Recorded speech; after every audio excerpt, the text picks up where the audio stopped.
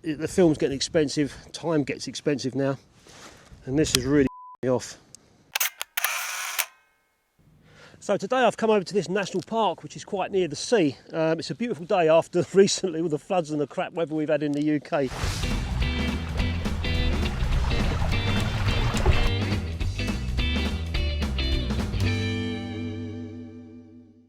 And I brought out with me my Mamiya 6 camera from November 5th, 1955. But it did have a few problems. I had some issues with the bellows and light leaks. They're the original bellows. The bellows are 70 years old, and over the course of time, they've just perished a little bit. So I thought I'd fix them, a temporary fix, if you like, rather than replace the bellows. And if that works, all well and good, I can use this camera going forward.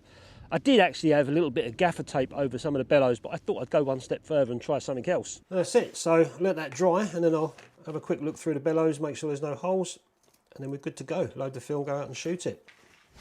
100 speed film, I'm going to go for the Sunny 16 on this one. Shutter speed 100 and f16. Now because this is square, 6x6, the sun's over there, I'm going to tilt it on the side. I've got a natural little sunshade there on the side of the camera, so that's what I'm going to do. And take my shot.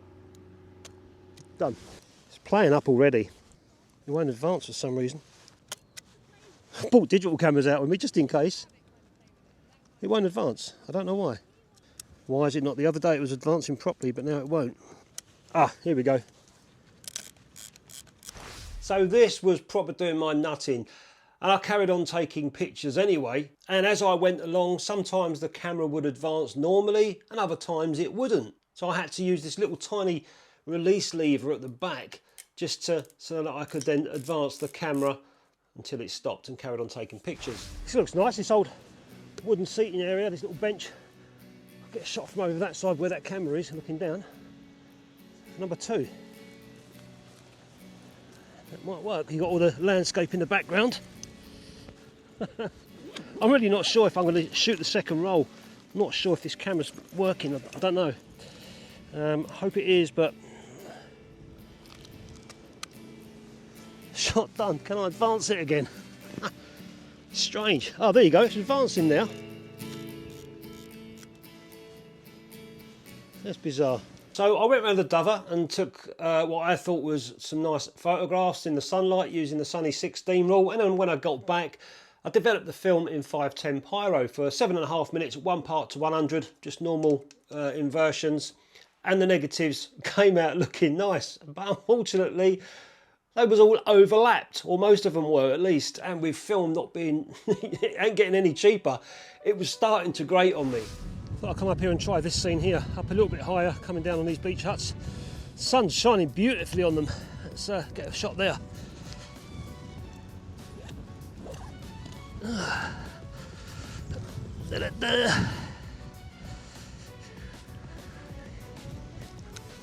I'm just going to come up a little bit so I can see the horizon of the sea in the background. That'll do.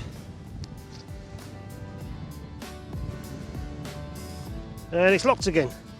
Most strange. I'll take one more shot from down here. Oh.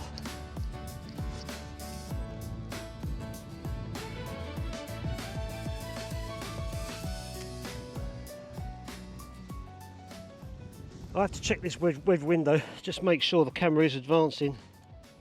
Yeah, good. Excellent, I can see the numbers on the back. Hope these bellows are holding out. Let's find somewhere else.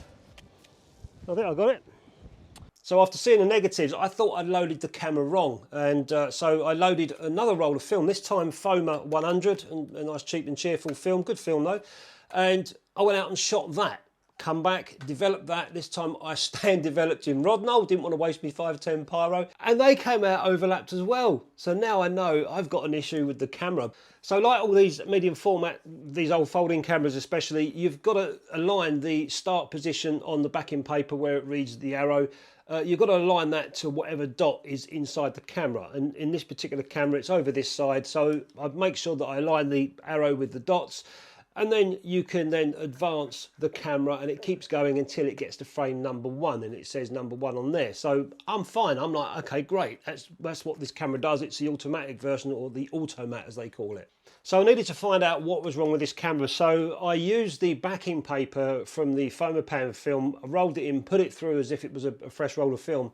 That way I could see the numbers moving. So I got the position right with the arrow, advanced the camera. It went to number 1. I checked the red window. That said frame number 1. Fantastic. That's exactly what I'm going to shoot. I took a picture. Then I advanced all the way to number 2. And then all of a sudden I noticed it slipping inside the red window. I could see that it wasn't no longer aligning with the automated part of this camera.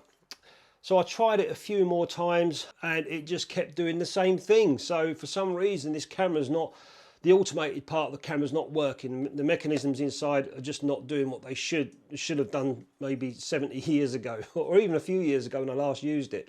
But there is a workaround, so at least I can use the red window and this little tiny lever here. When it does get stuck, I can just push this little lever and it releases the mechanism and I can advance. But I have to make sure that I keep my eye on the red window to my next frame. So that's what I'm going to have to do going forward. So all is not lost. I could still shoot the camera.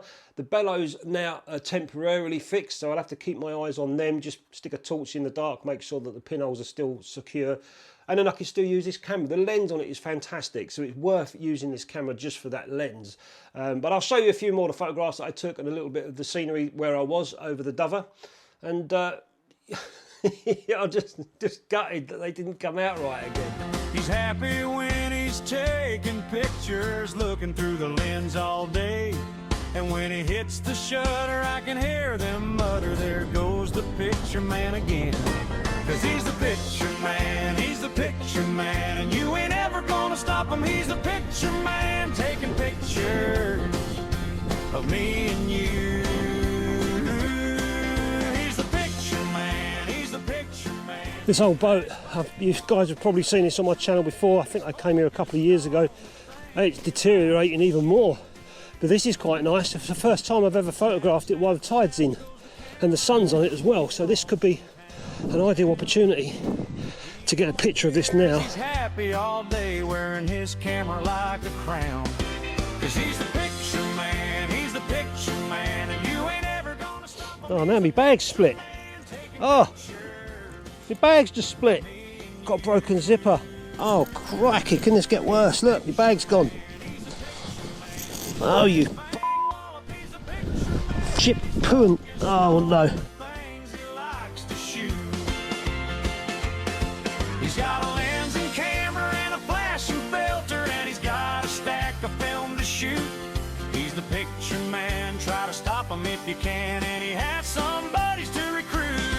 'Cause he's the picture man, he's the picture man, and you ain't ever gonna stop him. He's the picture man, taking pictures of me and you. Oh, finally. Ah, that was heavy.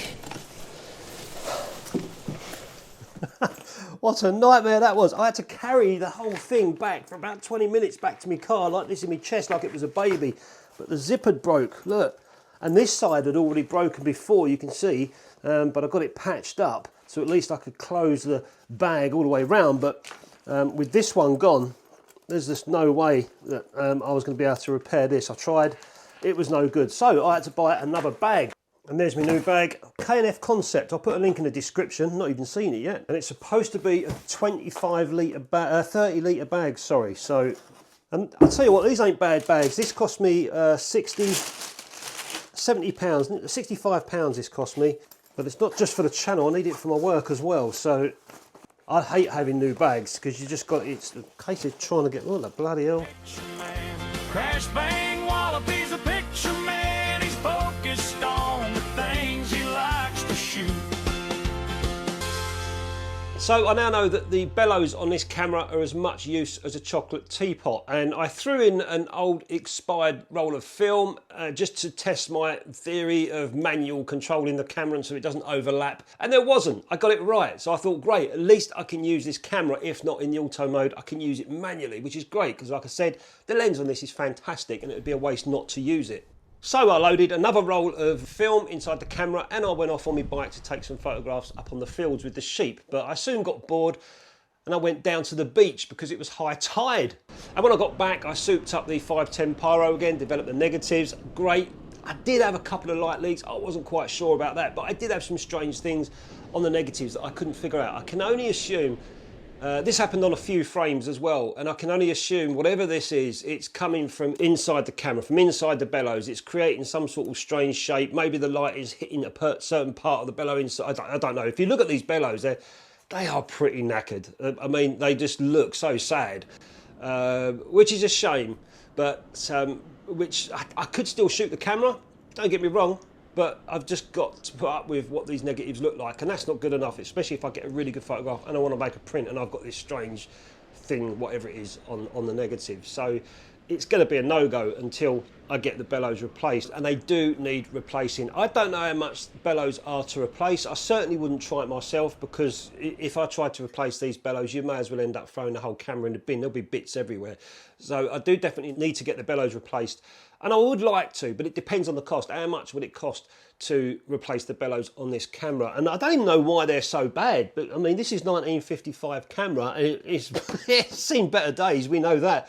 But this camera is probably around about the same age. The bellows on this is perfect. Whether these have been replaced over time, I don't know, but they're absolutely perfect. Agfa Record 2. And so also on my Zeiss Icon Netta, these bellows are perfect as well. But when you look at the Mamiya 6, they look like they've had like 15 rounds with Mike Tyson. They're completely battered, but they are fantastic cameras if you can get one online for a reasonable price. Just make sure that the bellows work. And what I would say, it would be ask the seller and say, could you do me a favour? Could you shine a light in a dark room against the bellows? I want to make sure there's no pinholes. Can I send the camera back if I find that there is?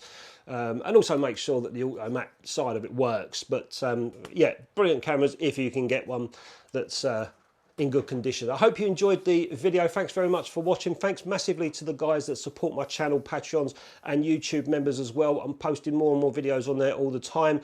So if you're interested in seeing more, become a YouTube member or a Patreon. Cheers guys, I'll catch you next time. But it doesn't really matter when his shutter starts to chatter. He's just taking pictures of you anyway.